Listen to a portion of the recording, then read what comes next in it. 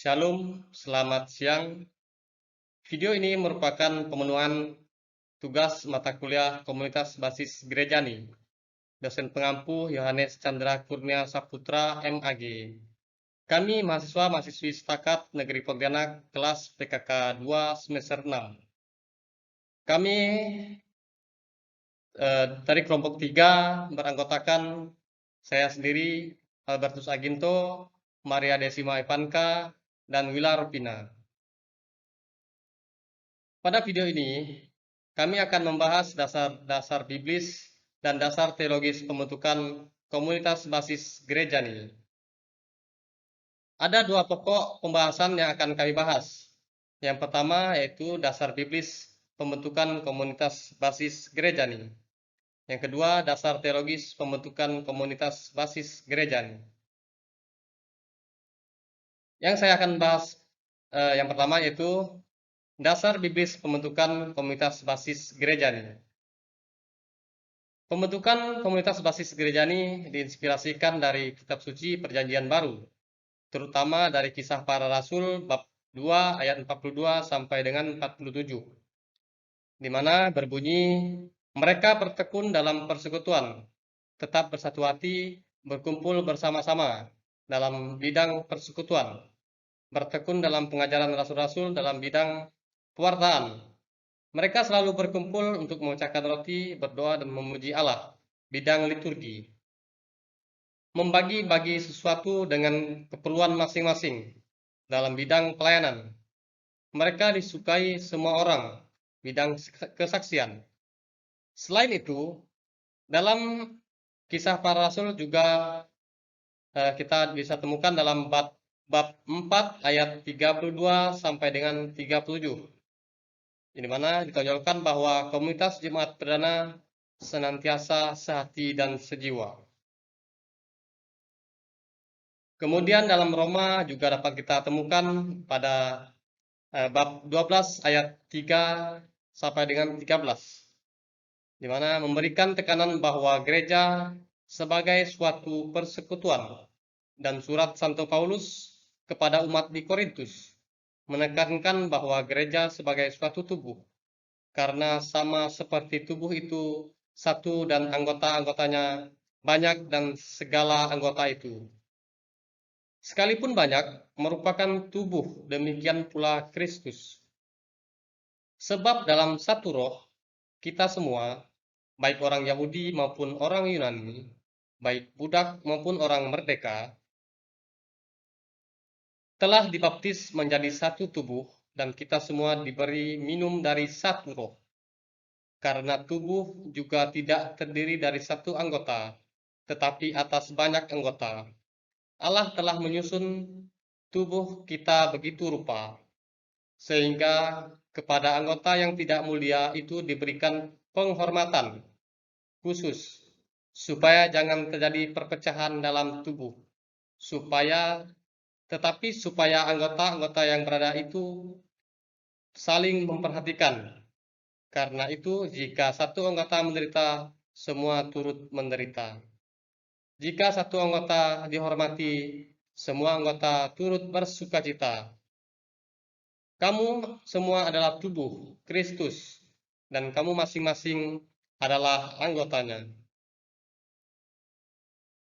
Pada slide ini juga terdapat di dalam 1 Korintus bab 12 ayat 12 sampai dengan 230 menjelaskan dari kutipan-kutipan ini dapat diambil suatu gambaran tentang misi komunitas basis gerejanya, yaitu suatu kesatuan dalam Roh Kudus yang terarah kepada Bapa, di mana semua anggota menjadi kawanan orang-orang kudus, keluarga Allah, dengan dasar ajaran para rasul atau apostolik dan para nabi.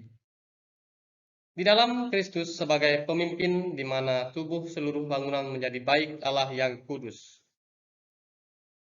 Komunitas jemaat perdana dahulu senantiasa sehati dan sejiwa. Dalam membangun hidup, mereka bertekun dalam persekutuan, tetap bersatu hati, berkumpul bersama-sama atau dalam bidang persekutuan, bertekun dalam pengajaran rasul-rasul, dalam bidang pewartaan, selalu berkumpul untuk memecahkan roti dan berdoa memuji Allah. Bidang liturgi membagi-bagi sesuatu dengan keperluan masing-masing. Bidang pelayanan. Mereka disukai semua orang. Bidang kesaksian. Di mana dalam slide yang saya bahas ini, seperti yang kita ketahui sebelumnya, yaitu dasar biblisnya juga kita dapat buka tadi dalam 1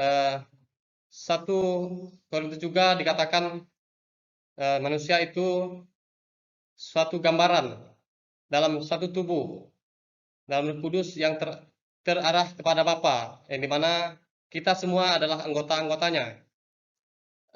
Kita juga dapat meneladani atau meneruskan karya-karya ini dengan membentuk suatu komunitas-komunitas kecil yang ada dalam lingkungan kehidupan kita sehari-hari.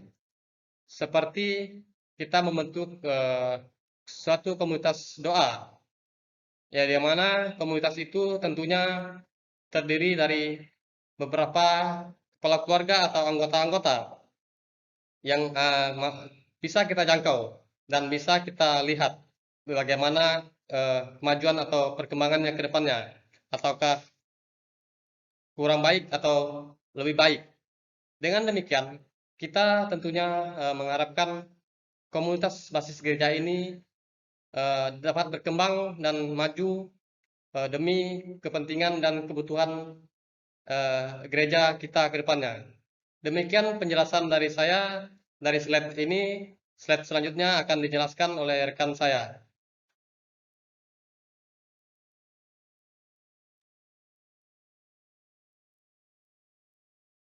Baik, saya Wila Rovina akan melanjutkan penjelasan dari rekan saya pada bagian materi dasar biblis pembentukan KBG atau Komunitas Basis Gerejani.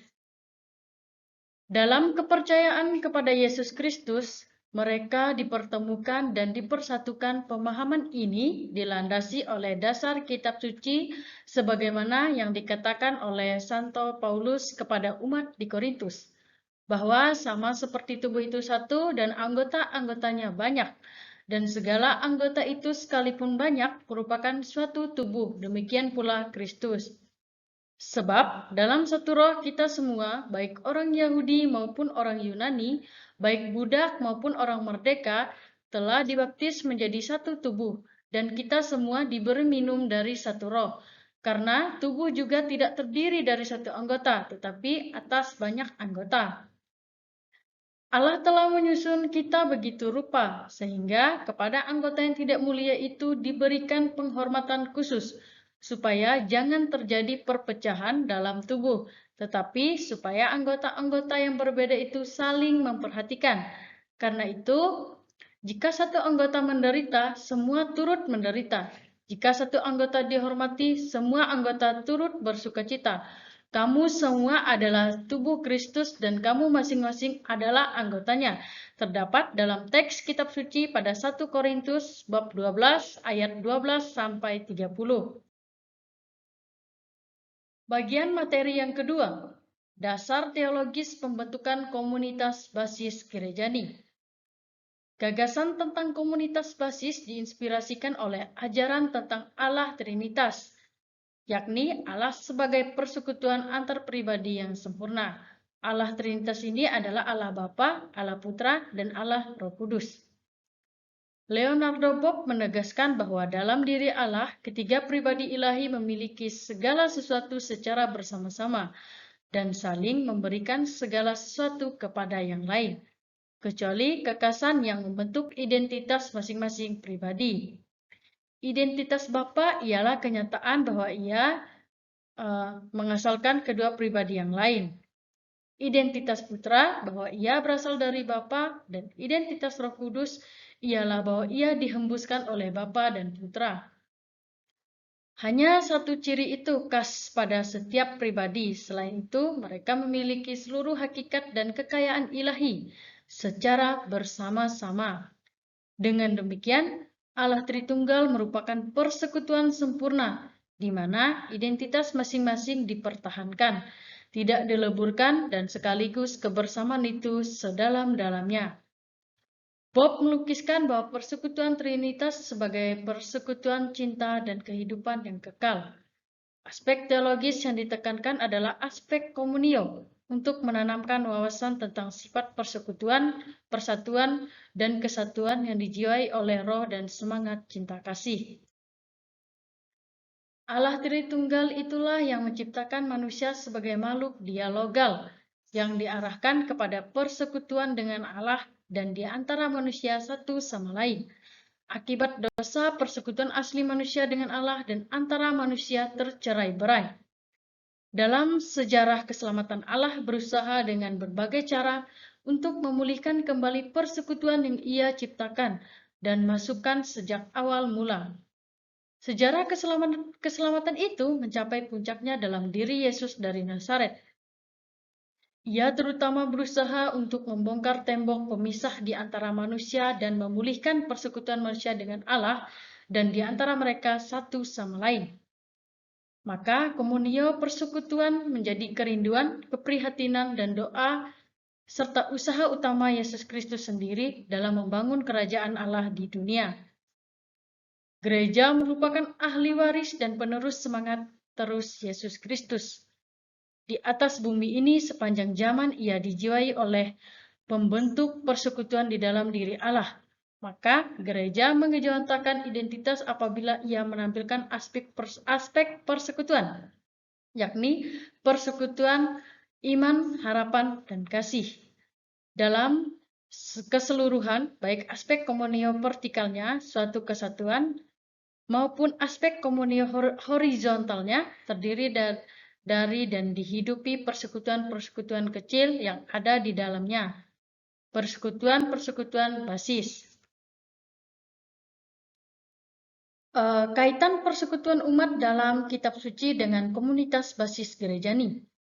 Komunitas basis gerejani adalah suatu persekutuan umat beriman atau gereja yang berupaya meragakan suatu pola hidup Kristiani yang bersifat kolektif dan sangat berbeda dengan pola hidup individualistis, egois, dan konsumtif yang sudah menjadi bagian yang tidak terelakkan dari budaya global saat ini. Maksudnya, budaya global saat ini seperti keadaan saat ini, sikap individualistis ini seperti kita tidak memperdulikan orang lain, tetapi memperdulikan diri sendiri. Egois, kita mementingkan keinginan kita sendiri, tidak mementingkan orang lain, atau tidak memperhatikan orang lain. Pada dunia saat ini sering terjadi seperti ini. Komunitas ini hadir di tengah masyarakat sebagai gereja yang hidup, bergerak, dan dinamis dalam pergumulan iman Kristiani dalam terang Injil.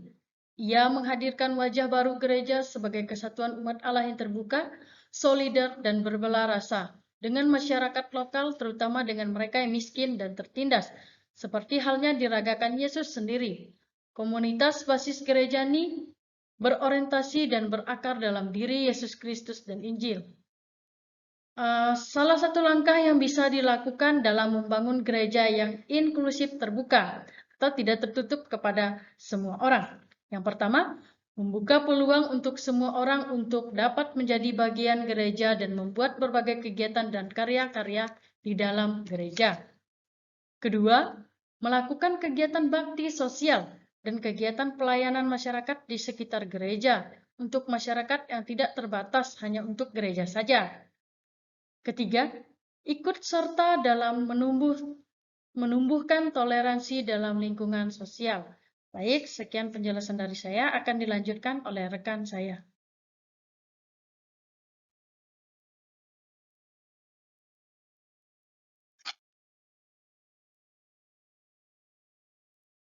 Baik, saya Maria Desima Ivanka.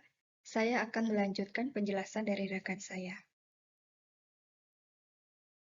Wawasan ini penting untuk menyadari bahwa satu usaha utama dalam karya pastoral ialah menciptakan persekutuan, sehingga di dalam Kristus tidak ada lagi istilah antara orang Yahudi dan orang Yunani, wanita atau laki-laki, hamba atau orang merdeka, Kenapa? Karena di sini kita itu semuanya sama, dan kita telah diangkat untuk menjadi anak-anak Allah. Demikian pula juga dengan paroki, hendaknya dipandang sebagai suatu persekutuan yang satu dalam kegiatan dan tindakan, yang bersatu hati dalam kehidupan bergereja, dan berparuh kita membebankan salah satu pihak. Paroki juga ditegaskan untuk tidak membeda-bedakan antara warga asli dan pendatang, orang pinggiran maupun orang-orang elit. Selanjutnya, semua ini demi dilakukan untuk menciptakan persekutuan-persekutuan basis atau berbagai kelompok basis, baik kategorial maupun teritorial. Kelompok kategorial adalah kelompok yang berdiri di bawah naungan gereja yang menawarkan kegiatan tambahan bagi jemaat-jemaat Katolik yang ingin menjadi lebih aktif dari hanya sekedar mengikuti misa saja. Dan untuk kelompok teritorial adalah kelompok yang berdiri sebagai sebuah teritori atau lingkungan yang mempunyai batas-batas waktu tertentu. Di dalam paroki, dengan demikian mengantar umat kepada kesadaran bahwa keselamatan yang dibawa Kristus adalah terutama keselamatan dalam persekutuan, iman yang dianut adalah iman dalam persekutuan, dan segala tindakan dan perubahan serta pelayanan persaudaraan terjadi dalam persekutuan. Di dalam doa kita sehari-hari, kita selalu menyapa Allah dan sebagai Bapa dan Ibu yang baik hati, yang senantiasa mencurahkan berkat dan rahmat atas usaha dan perjuangan hidup kita. Allah pemersatu dan Allah yang setia membantu manusia dalam suka dan duka hidup ini. Dengan ini, berusaha mewujudkan relasi Tritunggal Maha Kudus dalam kehidupan Kombas, karena tanpa relasi, sebuah persekutuan tidak akan bisa terbentuk. Bagi kita, kebaikan Allah hadir secara nyata dalam diri sesama warga Kombas yang memiliki kepekaan hati dan budi untuk merasakan penderitaan serta kesusahan warga Kombas dalam bentuk relasi yang harmonis tanpa adanya jarak serta kecurigaan antara satu dengan yang lain. Dalam diri anggota Kombas yang senantiasa mencurahkan tenaga dan pikiran untuk kepentingan bersama. Allah juga hadir dalam liturgi seperti ibadat dan perayaan Ekaristi. Karena itu, aspek sikap liturgis mendapat tempat di hati mereka dan dirayakan secara kusuk atau lebih hening. Demikian pula, simbol liturgis seperti patung Yesus dan Bunda Maria, salib Yesus, rosario, kitab suci, buku-buku doa, bunga dan lilin dapat membantu mereka untuk memahami siapakah Allah itu sesungguhnya. Jadi, kesimpulannya adalah komunitas basis gereja ini adalah suatu persekutuan umat beriman atau gereja yang berupaya meragakan suatu pola hidup Kristiani yang bersifat kolektif dan sangat berbeda dengan pola hidup individualistis, egois, dan konsumtif yang sudah menjadi bagian dan tidak terelakkan dari budaya global saat ini. Komunitas ini hadir di tengah masyarakat sebagai gereja yang hidup, bergerak, dan dinamis dalam pergumulan iman Kristiani dalam terang Injil. Dan yang pastinya, komunitas basis gereja ini tetap berlandaskan pada dasar teologis dan dasar biblis. Dan yang pastinya untuk membentuk suatu persekutuan ini, kita harus memiliki persekutuan yang kuat dan memiliki hati yang tertuju pada satu Allah.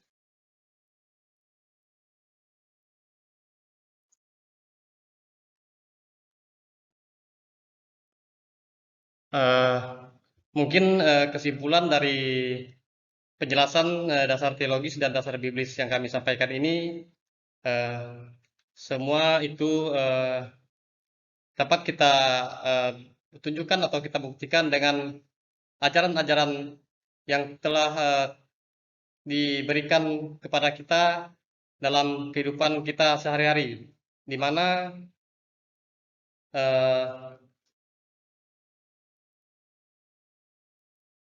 pola hidup itu seharusnya kita membuat kesaksian-kesaksian atau membagikan pengalaman-pengalaman kita kepada orang-orang yang ada di sekitar kita. Tentunya suatu kegiatan ini bukan menjadi hal yang mudah bagi kita, karena tentunya banyak sekali tantangan dan halangan yang kita hadapi.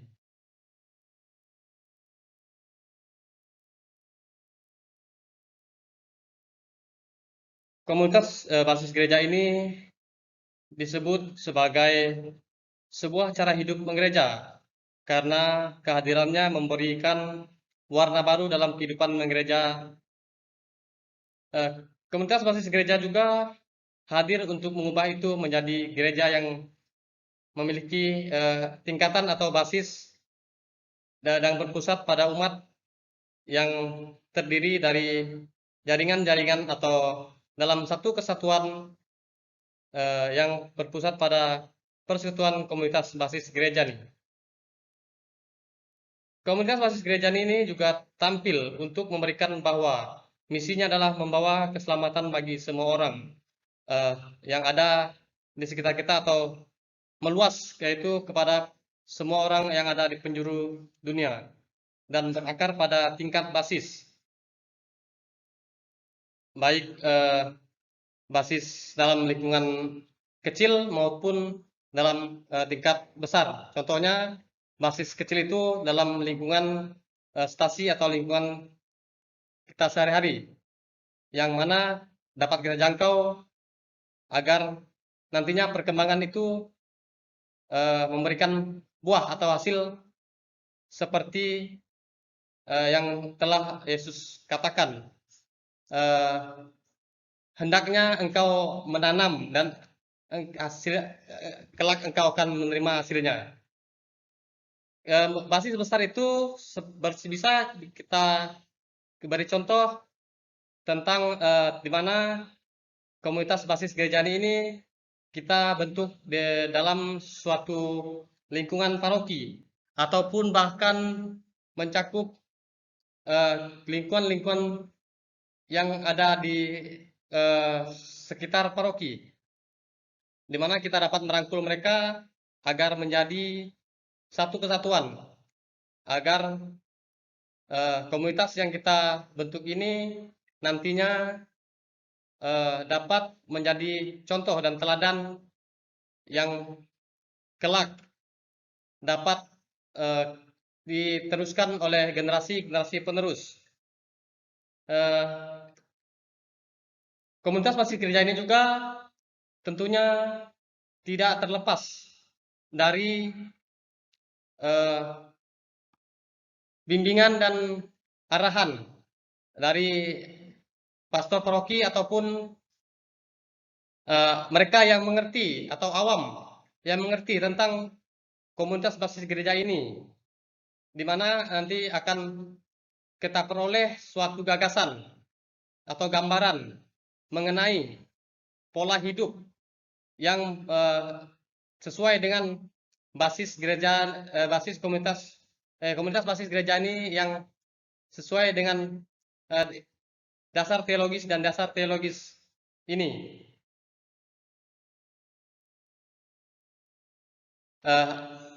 Adapun sesuatu yang hendaknya kita capai adalah suatu ajaran yang sesuai dengan apa yang dilakukan oleh jemaat perdana yang tertulis pada surat Paulus kepada jemaat di Korintus.